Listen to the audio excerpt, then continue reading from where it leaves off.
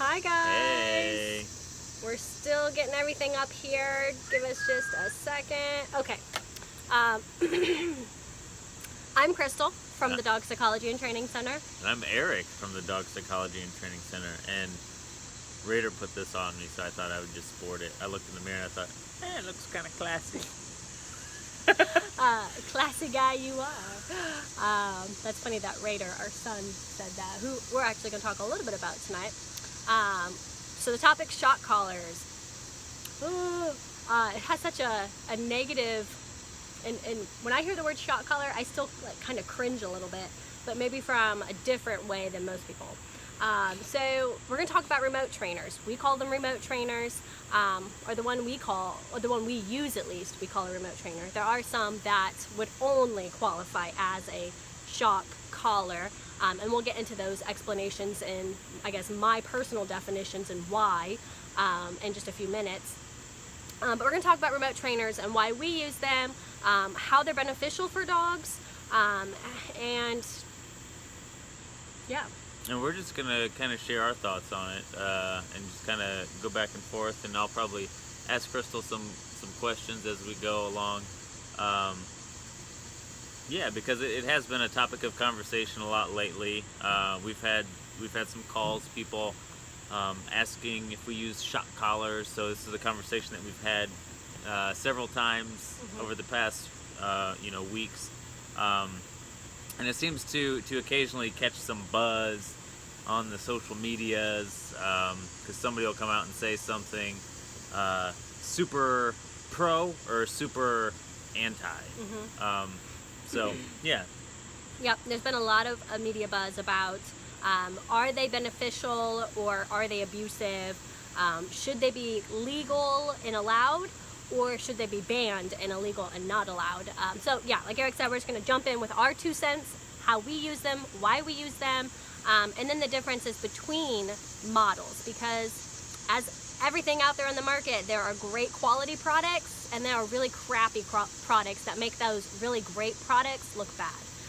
And so let's jump right in there. So remote trainers, how do we use them and why? So the way we use them is as a communication tool, not a punishment, not as a, you did something really bad, so I'm going to get you for it. And that's kind of the mentality that a lot of people get, or I guess the mentality that gets a lot of people to want to use a remote trainer as a shock collar. So back in the day, let's do a little history recap. When remote trainers first came out, they were known as shock collars, and that's because that's what they did. They were high level corrections. So when I say high level, I mean they were painful. They were not pleasant, and they were kind of like those, one and done type corrections that only hunters or like police dog units or trainers that were doing like really like showy type of protection work training would use. So when they first came out, these were the dogs that have like drive. There's no cap for this drive, like it's uncharted drive, right? And what I mean by drive is a dog's work ethic. These dogs want to work, and if they're not working, they vibrate with energy because they need to work. So dogs that come to mind, maybe German Shepherds, Dobermans, Belgian Malinois. These are working breeds that you'll see a lot with canine units, police units, or as protection dogs. So when these came out, and then hunting dogs. So when these came out, these dogs were bred to be tough, like tougher than tough. Because they have to go through thorny bushes in the woods. They have to be resilient to loud, sharp noises like gunshots, and possibly being quote unquote attacked by the animal that they're hunting. And that attack could be just the duck or bird or fowl biting back at them, which is, it could still hurt them, but it's pretty harmless in comparison of size. But then if you go down to like South America, they have doggo Argentinos that hunt pumas, is that right? Puma hunters, and so which is the same thing as a mountain lion, and I think a cougar. They all go by the same name, but Puma. Yeah, Puma. So big dog hunting big game, and so yeah, the reaction to that fight is going to be pretty bad for the dog. So they're bred to be tough, right? Resilient, and so remote trainers, when they came out as shock collars, were used for those dogs, right? Tough dogs. Most family dogs, like 99.99%, have family dogs bred for family dog living. The 1% that accidentally gets a working dog highly regrets it and seeks out a professional, I hope immediately. Because those dogs are a different breed. They're just a different, different dog. And so, and yeah, some of the, I mean, the breeds that she mentioned, like, you can get Dobermans and Shepherds family that are quality, bred to be family dogs. So Good point. we're not saying that all Shepherds are worky, drivey dogs. Right.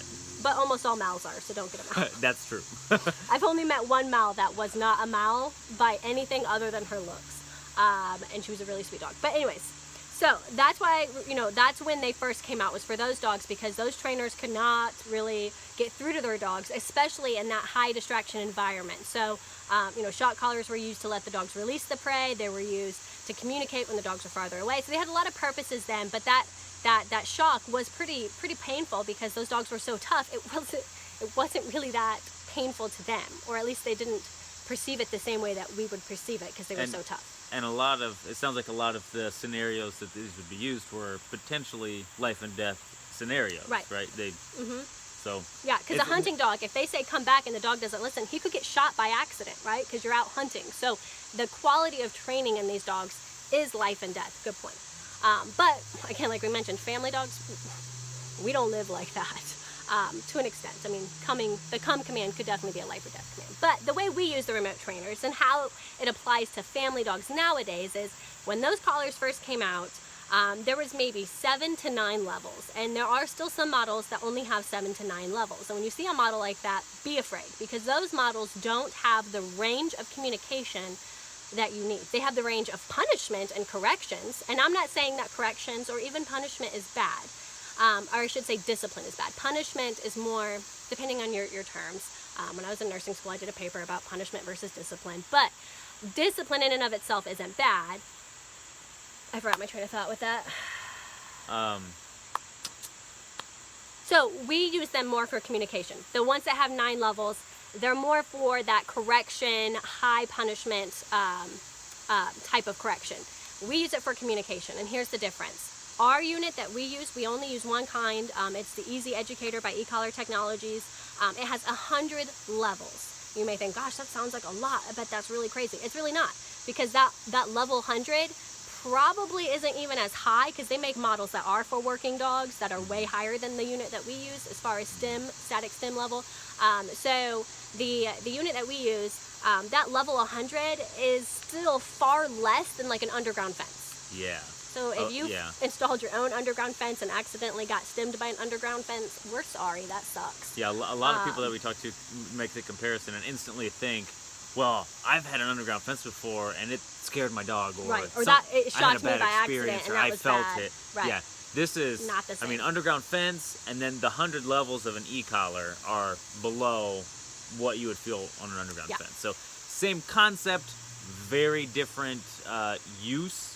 Again, life and death. Life and death. Mm-hmm. Like, people put underground fences to contain their dog to a space. So, and I think that is perfectly okay. Like, you want to save your dog's life, and it's no different, honestly, than me going out and spanking my toddler. And I have 3 kids, so those 3 kids were not spanked the same, because they all are different, right? Some I didn't even need to spank. I just had to yell in a sharp tone, and that was enough for them to be like, oh my gosh, I'm never going near that road again. My son, I had to do some swats to his diaper that were pretty hard. He's wearing a diaper, but still, I mean, it was offensive to him emotionally, physically, and now he thinks twice about running into a street, because that's a life or death thing. So back to e-collars. Yeah, so very, very different feeling. And level of static stimulation. Very different intensity that you'd get. Same concept, totally different use, and we have no issue with either. Just throwing that out there. So our unit has up to 100 levels. We hardly ever get there, except for dogs that are really tough, and I'll explain that in a second. So what we do is we want to work the dog on the level that it just barely perceives. And what I mean by that is, if you've ever had ants crawling on your skin or a fly walking on your skin, it's like that creepy, crawly, tingly feeling. It's not painful, but it's weird. And you're like, what is that? I got bugs in my hair, apparently. Weird. Ooh, they flew over there. Thank you. You had that was a weird, I don't know if that was Heard me talking about creepy crawlers. they may have been an unidentified species right there. We feel like we could name new species from our yard because we have so many We weird see some bugs. weird stuff around here. I Anyways, was going to catalog that, but it flew. I'm sorry, go ahead. Train of thought. Uh, So we use the lowest level that they perceive, which feels, we had a little girl try it. Her mom, of course, said it was okay. The static stim on the remote collar, she felt it, and she said it felt like ants crawling on her skin. And that's the most accurate analogy that I have comparing the remote trainer to a sensation. Because a lot of people, and myself included, when I first heard the word shock collar, I thought it was like you put this thing on and you push this button, your dog's like, and it's like they like stuck electrocuting them stuck on their an finger in electric an chair. outlet. Which is not how it's not an electrical current at all. There's a Right. major difference. Static stimulation is like if you were to reach over and touch somebody and give them a static shock, that's a static stimulation. Right. But with the remote, we can adjust that because level. all dogs are different. Yeah, and so I'm just gonna throw this in there so I don't forget. I'm trying to remember my train of thought. That was what that face was. I'm saying it over and over. Go in ahead. my head. I won't forget. Go. You. I was just gonna say, and like when people say, like it's like an electric shock, like electricity. Uh-huh. The remote trainers can actually be the e-collar Technologies units can actually be used in water. Right. So it's not an if it was current. an electrical current, you would not be able to use it it would be in amplified. water, because then everyone would feel it and it would be amplified incredibly and it would do serious damage. I don't think many people would dispute that. So, yeah, you can use this inside a body of water. Just throwing that out there. Yeah, which we do all the time, by the way. Which we do. Because we have a pool and a pond. Yeah. And so, static stimulations, right? When the difference between a static stimulation and an electrical shock we talked about. So, static shock, like when you reach over to touch somebody, you give them a static shock. I've always been a static conducting person. I sometimes get like little shocks when I like turn on the light switch at our last house. It was a whole old house, 122 years old, but still. And I often, as a child growing up, would like touch my sister and give her a static shock, and she would be like, "Ow, that hurt!" And I would be like stunned, like, what just happened? I didn't feel it like she did, but it was the same current. Like you feel when you give somebody a static shock. It's two-way, right? You feel it coming out. So when you talk about dogs and their sensory receptors in their skin, just like we're all different, so are dogs, right? When it comes to pain, some people have higher pain thresholds than other people, and it doesn't mean the people that are more sensitive to pain are weaker, not at all, because those people can endure some amazing things. It just means that their body's more sensitive, their receptors are more sensitive to that external stimuli, okay? So when we talk about static remote trainers training dogs, we find the right level that dog perceives, which is different for every dog. I will say, on average, most dogs that we train feel it between a level 4 and a 7. I personally can't feel it till like a 10 or 12, depending on my day. And I'm I a think 12. you're about the same. I'm a 12. And then it's not by size. Some people think, well, I have a Mastiff, so I better go up way high because he ain't gonna feel it. Or I have a 5-pound Yorkie, and I better go down to like a level 1 because it's gonna be too much. Let me tell you a story. We had a miniature Schnauzer and a Neapolitan Mastiff, who we still have, whose level on the remote trainer is pretty similar. And that's what, an 80-pound difference in dogs. Yeah. We had 2 pit bulls that on like a level 3 would feel that, whereas my Schnauzer, who's 20 pounds, wouldn't feel it till maybe a 7, 8, or 9, depending on his day. And depending on his day, it could be by minute or hour, and I'll explain that too. So what we mean by different levels per dog, we had another 5-pound Yorkie named Blitz. He was still one of my favorite Yorkies to work with. Don't tell the other Yorkies. But he actually didn't feel it until a level 17. That was his baseline. So it wasn't too much for him. When he'd get to a 17, he'd look right at me and be like, "Oh, were you saying something to me?" And that's exactly what a dog should say when they feel that static stimulation. That's the message that we want the remote trainer to teach. Not, "Oh my gosh, you did something terrible and I'm gonna blast you." Not at all. We want it to say, "Hey, I'm trying to talk to you. Can you listen to me?" And here's why that's so important for dogs. Dogs don't communicate verbally in the wild. Very rarely do they bark. Sometimes when they're playing, and very rarely if there's like a time of emergency. They mostly communicate through body language and touch, right?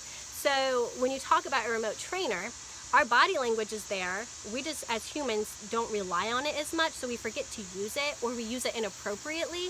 And our touch isn't always as easy because these dogs are very agile and fast, and they can escape us very quickly. And so when you talk about the remote trainer and how we use it as that, hey, I'm talking to you message, no matter where your dog is, up to a half a mile away. Not that I've ever been that far from my dog, or any of my clients have, but it's there if you need that option.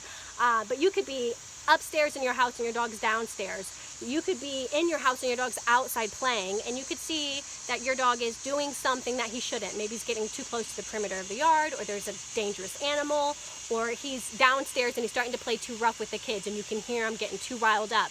You can holler from anywhere and say, whatever your dog is, Morgan, enough, as you push the button. We're not punishing her. She didn't do anything wrong yet. We're just telling her enough, and we're pushing the button, because if she didn't hear us with, I'm trying to think of audibly, is that the word? Verbal, audible. Audible hearing. If she didn't hear us audibly, so I'm trying to use big terms here, because dogs don't naturally hear things as well as we do. I mean, they hear, but they don't pay attention to what they hear.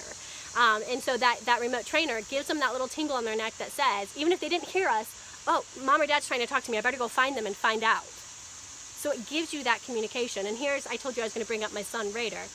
So we have 3 kids. One of my favorite books is The 5 Love Languages of Kids.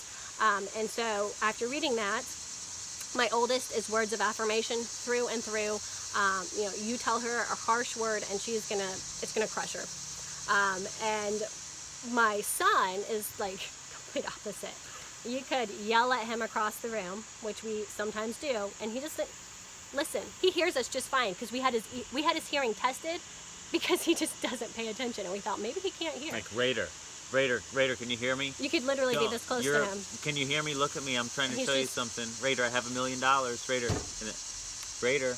As soon as you touch him, he hears you. And by the way, when we had his hearing tested, they said it was above average. He can hear perfectly well. So with Raider, it's physical touch, right? That's his love language. That's his communication level, or language. So if we really need to get something through to Raider, the best thing to do is to touch him, whether it's a shoulder or sometimes touching his hands, or his head between your hands, so we can't look at anything else. But to have that tactile touch is so important for communicating with him. And the same is true for your dogs. Dogs are tactile animals. They communicate through body language, physical touch, and lastly is like communication, because they rarely do that to communicate. So that's how we use the remote trainer. It's the lowest level perceivable by your dog. And why 100 levels is so awesome is because we talked about static shocks earlier. If you're sitting in a room with somebody and there's nobody else in the room, and you reach over and you give them a static shock, 9 times out of 10 they're going to feel it. If you're at a concert and you're jam-packed full of bodies and there's a lot of stimulus going on, there's a lot of people touching you all over, and you give somebody a static shock, you're probably not going to feel it, and they're probably not going to feel it, because your senses are overwhelmed. You're so distracted that you're not noticing these little things on your skin. And the same is true for our dogs, for little things and things that we can't even see, but they can smell, because that's really their major form of communication is smell. We need to get like a smell-a-collar or something. But that smell is so important to them. So you could have the remote trainer on in your living room, and you could be communicating with your dog, and let's say he's working on a level 4.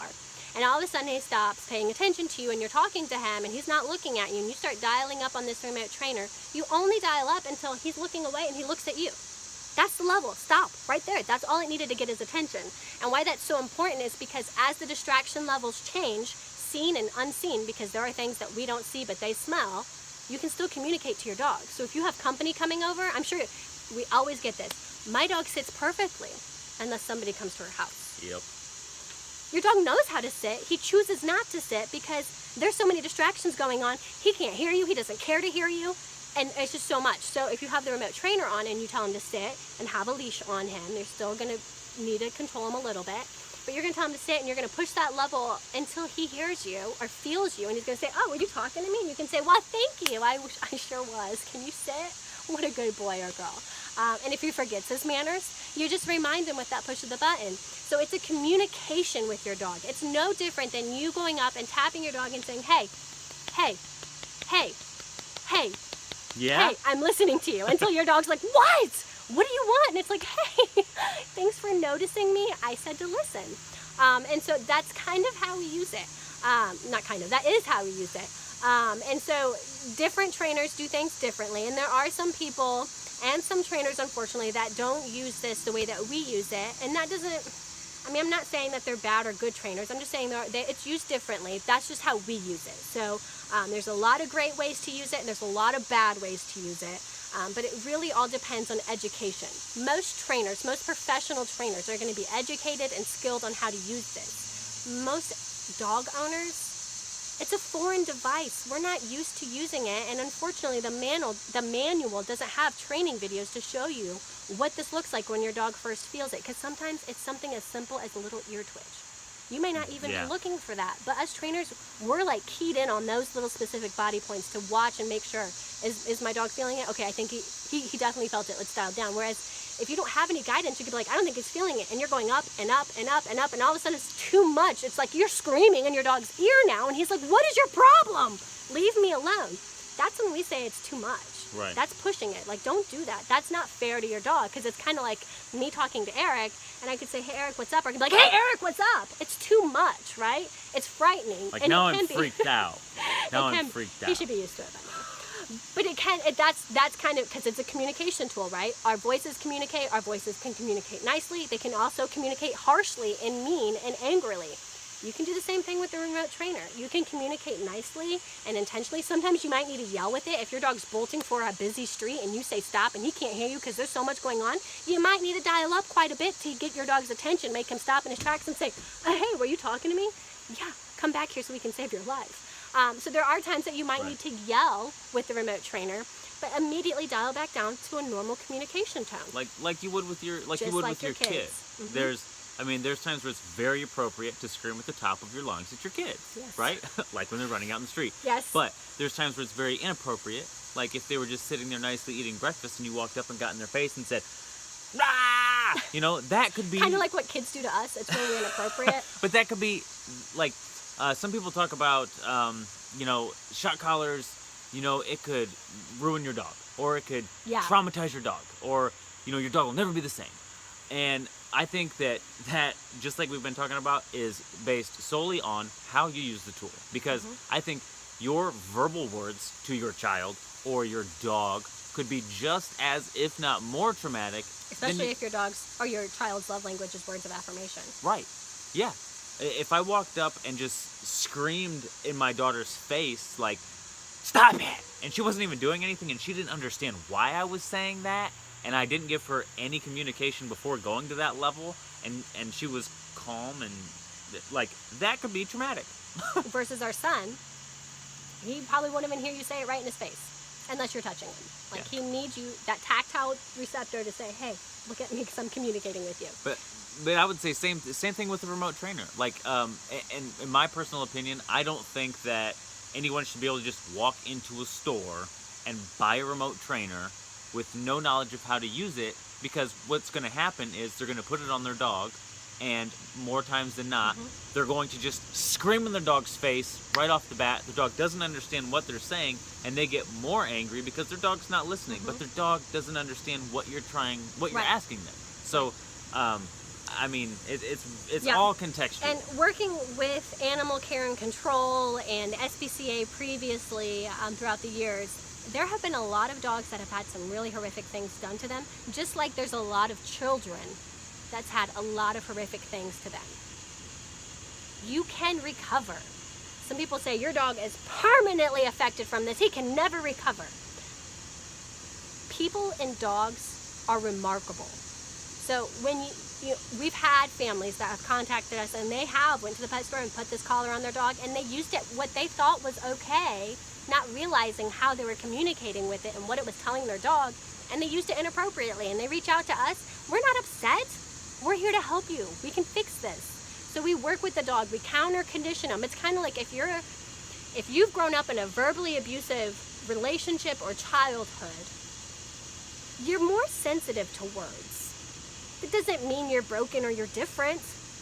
You may think of things differently, and you may be more like, for me, I'm a words of affirmation type person. So when people say harsh things to me, I have to remind myself that words can't hurt me, because you know what, they do hurt, and that I can choose to let that affect me, or I can ignore it and know that I am God's child and move on. So we can help dogs get over this, and we counter condition them to that static stimulation to show them that words can be nice, the remote trainer can be nice, it's not scary unless you use it that way.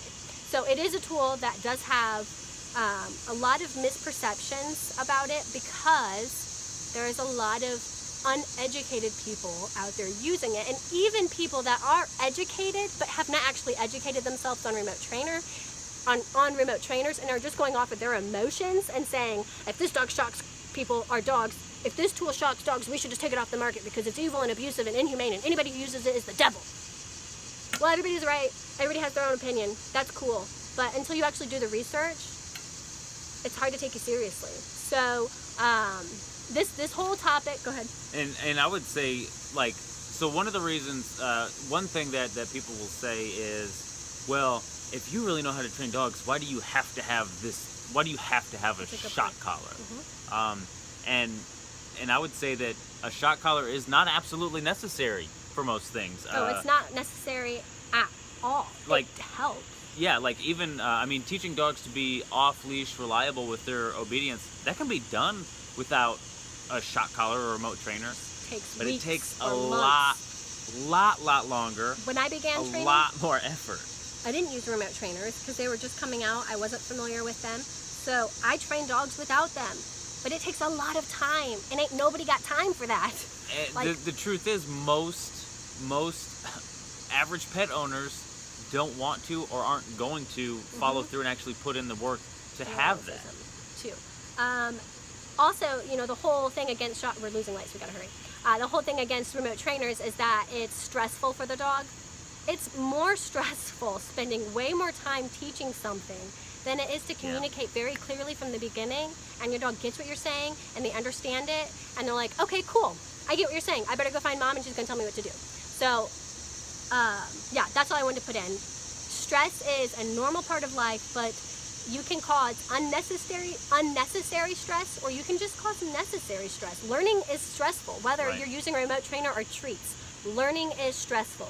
You may be rewarding that stress with a treat, but that brain is still, you know, those gears are still turning. Your dog's still like, what is going on? Oh, you're feeding me, okay, but still, what is going on? Oh, you're feeding me, okay, still, what? Until it finally clicks. That's a normal, healthy stress. Getting married is stressful. Having babies is stressful. Moving into a new house is stressful. But that doesn't mean you should never do those things, They're good, healthy stress. And stress actually helps you. It helps the brain. It helps you develop. It helps you learn. So I don't want to, like, make people get stuck in that whole, you know, stress is bad, because some stress is bad. Unnecessary stress is bad, like growing up you know, in a verbally abusive, you know, relationship, or having a verbally abusive partner. That's stressful, and that's an unhealthy stress that you don't need. But not all stress is bad. Yeah, and I would say, you know, for certain behaviors that need to be addressed, you know, in terms of, you know, talking about using a remote trainer to get expedited results, like there are certain behaviors that even aside from teaching something new, like if you have a seriously anxious dog, or a reactive dog, or dogs with really bad problem behaviors. Did you mention fearful? Or super fearful dogs, like they're going to go through some stress getting over that. If it takes 6 months to get over that, that's 6 months that they're living in that mindset. They're living in that state of being totally stressed and anxious and raised cortisol levels and all that negative stuff that you see and the stuff that you don't see. That's happening constantly, constantly. Or, like, we can fix it really fast. In 2 to 3 weeks. Like, so... Or less, depending on the dog. So, yeah, if we're talking about being humane, I think if we were talking about people, nobody would justifiably say, you know, if you need physical therapy or mental therapy or any kind of rehabilitation, nobody's going to say you should go ahead and do X because it's going to take 4 times longer than A. I mean, maybe I'm getting off on a tangent. Hopefully I'm making sense, but I don't think that in any other circumstance people would say doing this physical therapy is going to be more stressful. So just do this other one and you can just be in a cast for 2 years instead of 3 weeks. Yeah. I mean, like, think about the justification and when people say that, Mm-hmm. because I totally agree, totally disagree. I don't totally agree. Yeah, I think it's ridiculous when people say that kind of thing. There's so much more that we could talk about, but we're going to wrap it up because we're losing sunlight, and I don't want It's you guys to getting dark. be staring at a black screen. So, you know, depending on the response we get, we may come back with a second recap video to kind of help clarify some things that maybe we missed or we didn't even touch upon yet because we don't have a lot of time. But we really appreciate you guys joining in. Let us know if you have any questions or if you've had a good or bad experience with the remote trainer, because we want to hear and we want to be able to help you. So.